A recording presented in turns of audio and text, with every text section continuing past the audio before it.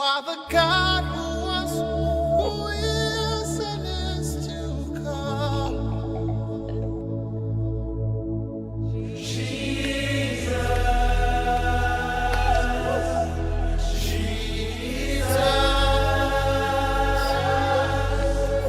And in you I trust. My life is in your hands, Jesus. You are the miracle working God. And you are Yahweh. You are Yahweh. La gloire appartient au Dieu des cieux et à son Fils, le Seigneur Jésus-Christ, Rédempteur du monde. Que le nom du Seigneur soit béni et qu'il vous accorde à vous aussi, dans vos maisons, dans vos foyers et dans vos pays, sa justice, sa miséricorde et sa paix. Pour l'émission d'aujourd'hui, nous allons continuer. Donc, ce sera la troisième série, le troisième numéro de cette série sur l'amalécisme. Et aujourd'hui, nous allons voir la réponse divine à l'amalécisme. Comment Dieu va répondre à l'idéologie, à la doctrine amalécite à travers l'histoire. Nous avons défini l'amalécisme comme le rejet de l'éternel Dieu, le Dieu des Hébreux, son rejet comme étant le seul vrai Dieu sur toute la terre, et le rejet d'Israël comme étant le peuple qui s'est choisi comme microcosme parmi toutes les nations de la terre. Alors, comment Dieu va répondre à une telle idéologie qui consiste à le nier et à nier ses plans, à nier ses choix, à nier sa stratégie et sa façon de gouverner les nations? Il va répondre par sa parole souveraine. Il va parler à ses prophètes et les prophètes vont nous transmettre dans les Saintes Écritures la pensée du Seigneur et ce qu'il a décidé de faire. Vous savez que l'Écriture ne peut en aucun moment être anéantie. L'Écriture ne peut être anéantie. Donc, Dieu fera selon ce que les prophètes ont dit et selon ce qui est écrit dans les Saintes Écritures, la Bible. Le premier prophète par lequel Dieu va répondre à l'amalécisme, bien sûr, c'est l'inévitable, celui qui a écrit la Torah sous l'inspiration de Dieu. Je parle de Moshe, encore Moïse. Moïse ou Moshe en hébreu. Moïse, donc l'auteur de la Torah, sous l'inspiration divine, dans Exode au chapitre 17, à partir du verset 14 jusqu'au verset 17. Exode 17, 14 à 17. Il est écrit, « L'Éternel dit à Moïse, écris cela dans le livre, pour que le souvenir s'en conserve, et déclare à Josué que j'effacerai la mémoire d'Amalek de dessous les cieux. » Moïse bâtit un autel et lui donna pour nom l'Éternel ma bannière. Il dit, parce que la main a été levée sur le trône de l'Éternel, il y aura guerre de l'Éternel contre Amalek de génération en génération. En examinant attentivement ce passage, c'est que Dieu demande à son serviteur, Moïse, d'écrire dans la Torah un projet qui lui tient à cœur. C'est d'effacer la mémoire d'Amalek de dessous les cieux. La mémoire d'Amalek, c'est l'amalécisme. C'est cette négation de Dieu, cette façon de mépriser le Dieu d'Israël et de rejeter son emprise, sa domination, sa souveraineté sur les peuples, sur les nations. Donc, et Dieu dit à partir du moment où cette idéologie, cette doctrine, Amalek en a fait sa propriété, eh bien, il y aura une guerre de l'Éternel, non pas une guerre d'un homme contre Amalek, mais une guerre de l'Éternel contre Amalek, contre la pensée d'Amalek, contre l'amalécisme, et cela de génération en génération, midor d'or, c'est-à-dire jusqu'à ce que Dieu établisse le règne de son Fils, l'ère messianique. Donc, on comprend que le Seigneur, dans la suite de l'histoire, il va prendre toutes les dispositions nécessaires pour contrer et anéantir la pensée amalécite, donc l'amalécisme dans le monde. Qu'une puissance, qu'un royaume, qu'une nation, qu'un roi, fût-il puissant comme les pharaons, comme les Nebuchadnezzar et tous les autres qui se sont succédés sur le trône des différents empires de ce monde, comme les Césars, récemment avec les Romains, qu'une puissance, qu'un pouvoir, eh bien, maintient ou vit avec cette idéologie de l'amalécisme, eh bien, il va trouver sur son chemin le Dieu vivant, le Dieu des cieux. Il y aura donc guerre de l'Éternel contre Amalek. Ici, Amalek n'est plus un individu, une personne en chair en os, vivante, mais la pensée, l'idéologie, la manière de faire, la stratégie, la religion ou les croyances qui s'opposent au vrai Dieu, au seul vrai Dieu, le Dieu d'Israël, le Dieu de l'éternité. Dans la même Torah, Dieu va encore nous parler au sujet de l'amalécisme. Il dit dans Deutéronome chapitre 6 verset 4, Deutéronome 6 4, « Écoute, ô Israël, l'Éternel notre Dieu est le seul éternel. Shema Israël, Hachem Eloheinu, Hachem Echad. Écoute, ô Israël, l'Éternel notre Dieu est le seul éternel. » Ça s'appelle le Shema Israël. C'est un verset, Deutéronome 6.4, qui, si vous voulez, récapitule ou résume toute la foi d'Israël en leur Dieu. Toute la foi d'Israël, la foi biblique. La foi au Dieu de la Bible qui est le Dieu d'Israël. Et écoute, ô Israël, l'Éternel notre Dieu est le seul éternel. Dans un premier temps, ce que l'on peut dire, c'est que la révélation de ce grand Dieu aux nations, sa révélation aux nations se fait de manière progressive. Dans un premier temps, Israël, en tant que peuple, n'existait pas et ne connaissait pas ce Dieu. Donc, Dieu, il va créer Israël à partir d'Abraham, d'Isaac et de Jacob. Il va en faire un peuple lorsqu'il le sort de la domination de l'Égypte ancienne, et finalement, il va se révéler à lui sur la montagne du Sinaï. La montagne du Sinaï, il va faire connaître ses lois, ses commandements, il va leur enseigner sa justice, il va leur enseigner ses vertus. Il va se révéler, il va se dévoiler pour se faire connaître à eux comme un Dieu qui veut avoir une relation intime, non seulement avec chacun d'entre eux, avec chaque Hébreu, mais aussi il veut être, il veut être en communion avec l'ensemble de tout le peuple. Il est le berger de son peuple. Et en tant que berger de son peuple, roi de son peuple, il leur assure toutes les bénédictions, il leur assure la protection, la sécurité, le bonheur, et il leur enseigne la justice. Il leur enseigne à vivre dans ce monde, dans la justice, dans la sainteté et dans la crainte de son nom. Il leur enseigne à pratiquer ce qu'on appelle la sainteté, donc à se séparer des coutumes des peuples pour lui appartenir entièrement. À se séparer de l'idolâtrie et de toutes les fautes que les nations commettent.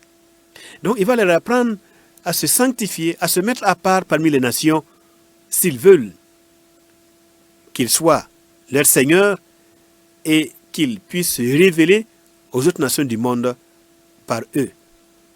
Donc, dans un premier temps, il va mettre tous ses efforts, il va les enseigner, il va même faire des signes, des miracles et des prodiges en leur sein. Il va pourvoir à leurs besoins, il va leur donner la suprématie, la victoire sur tous les ennemis. Ils vont remporter la victoire dans tous les combats, dans toutes les batailles, dans toutes les guerres. Tout cela, c'est afin qu'ils soient conscients et qu'ils soient pénétrés dans leur essence de cette vérité fondamentale, c'est que l'Éternel est le seul véritable Dieu. Donc par conséquent, ils n'ont pas à envier les dieux des nations, les dieux des peuples.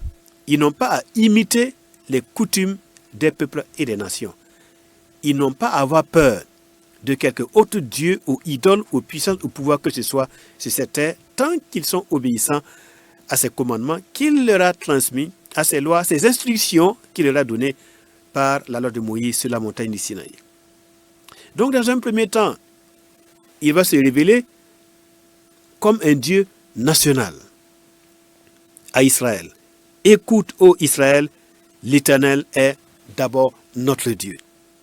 Et maintenant, la deuxième partie du verset dit qu'il est aussi le seul Éternel. C'est-à-dire que ce verset parle à la fois du présent et du futur. Dans un premier temps, ce Dieu se révèle comme le Dieu national d'Israël,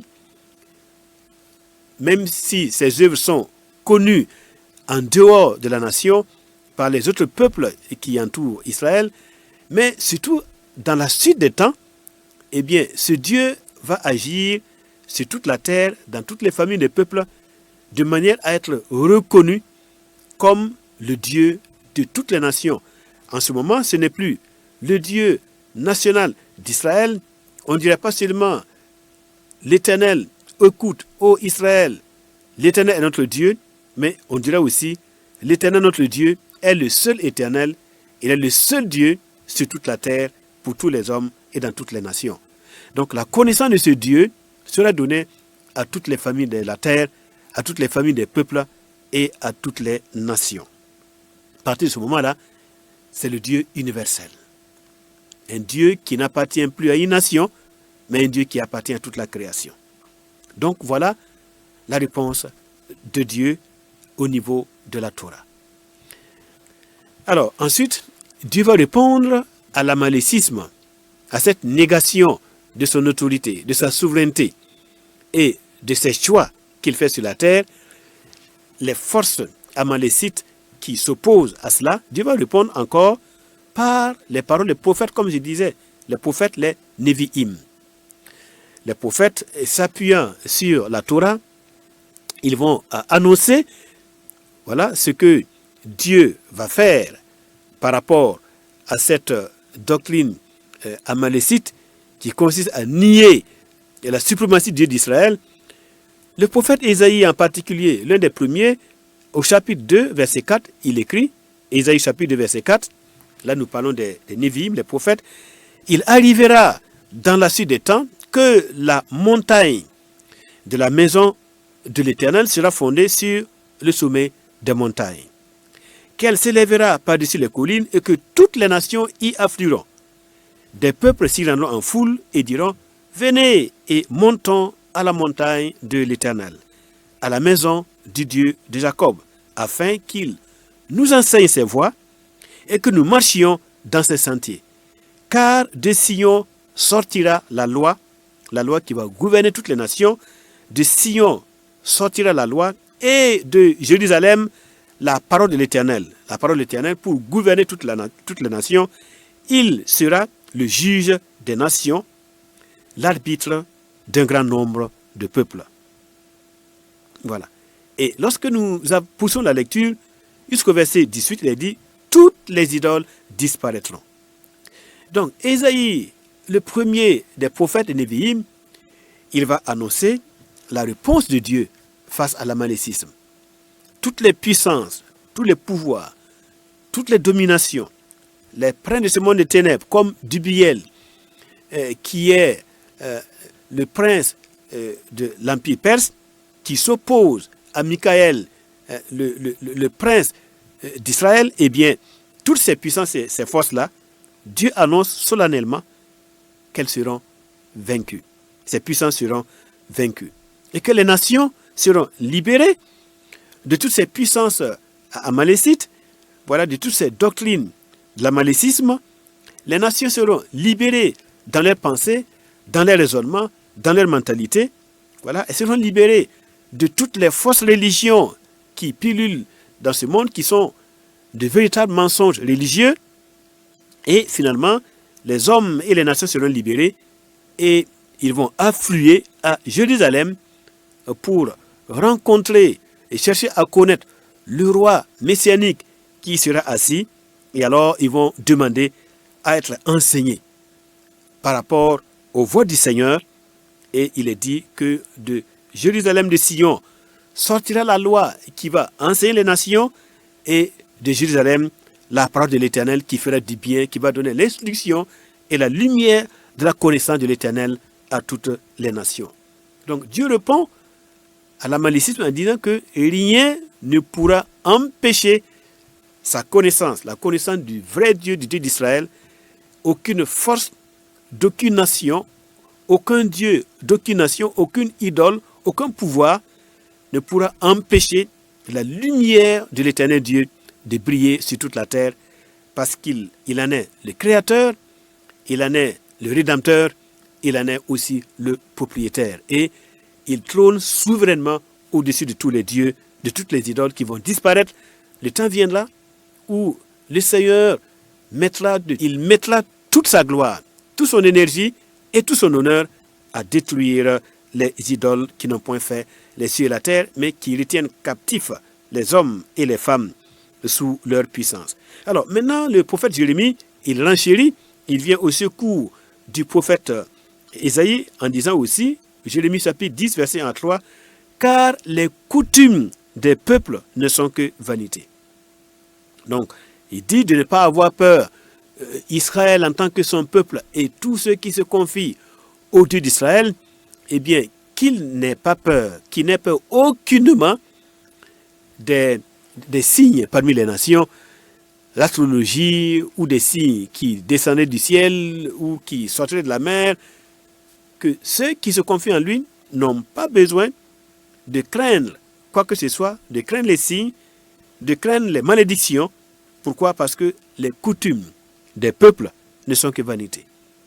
Là, c'est la réponse de Dieu à l'amalécisme et à toute cette vanité qui consiste à vouloir faire passer les coutumes au-dessus du Dieu vivant, du Dieu créateur, du Dieu rédempteur, qui a fait les cieux et la terre. Lui seul a fait les cieux et la terre, et lui seul a créé Adam et Ève et a mis Adam et Ève sur cette terre, et nous sommes les descendants d'un seul homme, issu d'un seul sang, et ce Dieu qui a fixé les limites de chaque nation et qui donne à tous la respiration, la vie, l'être et le mouvement. Alors, nous savons que les nations, à travers leurs coutumes, tâtonnent, cherchant à connaître le vrai Dieu, mais les voies du vrai Dieu sont déjà exposées de manière explicite dans les Saintes Écritures, et si nous voulons comprendre, eh bien, allons puiser la révélation et la connaissance du vrai Dieu dans les Saintes Écritures, et nous allons être abreuvés aux vraies sources de la vie, et chaque nation, chaque individu, chaque peuple sera libre.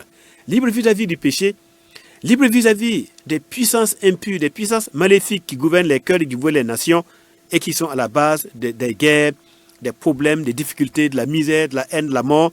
Eh bien, chaque nation pourra connaître la liberté glorieuse que Dieu offre à tous ceux qui se confient en lui. Et donc, Jérémie le prophète dit, car les coutumes des peuples ne sont que vanité. On coupe le bois dans la forêt. La main de l'ouvrier le travaille avec la hache. Ce sont des choses, des idoles qui sont fabriquées de mains humaines. Mais lorsque on va au verset 11, le prophète dit, vous leur parlerez ainsi, les dieux qui n'ont point fait les cieux et la terre disparaîtront de la terre et du dessous les cieux. Amalek, comme le roi Pharaon et comme le roi Nebuchadnezzar, eh bien, eux tous avaient confiance à leurs idoles, à leurs dieux. Voilà, aux puissances et au pouvoir auxquels ils se confiaient. Mais Dieu dit, il faut leur parler. Il faut parler aux puissants de la terre. Il faut parler aux rois de toute la terre. Il faut parler aux empereurs et à tous ceux qui sont forts et puissants. Et dites-leur, les dieux auxquels vous vous confiez, qui n'ont point fait les cieux et la terre, disparaîtront un jour de la terre et du dessous les cieux. La parole des prophètes va s'accomplir en son temps. Dieu gouverne par sa parole souveraine. Rappelez-vous qu'en Égypte, lorsque Janès et Jambres, les deux magiciens de Pharaon, ont jeté leurs bâtons devant Pharaon et que leurs bâtons se sont transformés en serpents, eh bien, le serpent de Moïse a avalé les deux autres serpents, les serpents de Janès et de Jambres, pour prouver la supériorité, la souveraineté de l'Éternel Dieu sur toutes les puissances et sur tous les pouvoirs. Si Pharaon avait du discernement, il aurait compris qu'à partir du moment où le serpent de Moïse avale les serpents de ses propres magiciens, Janès et Jambres, s'il avait compris ce que cela signifiait, eh bien, il n'allait pas continuer à refuser de laisser partir le peuple d'Israël. Mais bref, souvent, Dieu permet certaines résistances afin de mieux révéler sa gloire et de mieux affiner sa stratégie de délivrance et de révélation de sa personne aux familles des peuples, aux nations et aux individus et aux puissants de la terre. Alors, le prophète Zacharie, au chapitre 14, verset 9, il dit ceci: l'Éternel sera roi de toute la terre. Que l'on veuille ou pas, que l'on soit d'accord ou pas, que l'on le sache ou pas, voyez, l'Éternel sera roi de toute la terre. C'est quelque chose qui est inévitable. Dieu travaille dans le monde présent pour que l'histoire de l'humanité aboutisse à l'établissement du règne de son Fils sur toute la terre. Et en ce moment-là, Dieu lui-même prendra le gouvernement du monde, le volant du monde, et c'est Dieu qui va gouverner la terre par son Fils. En ce jour-là, l'Éternel sera le seul Éternel et son nom sera le seul nom. On ne va plus prononcer le nom des idoles, le nom de qu'un Dieu comme Moloch, et comme Baal.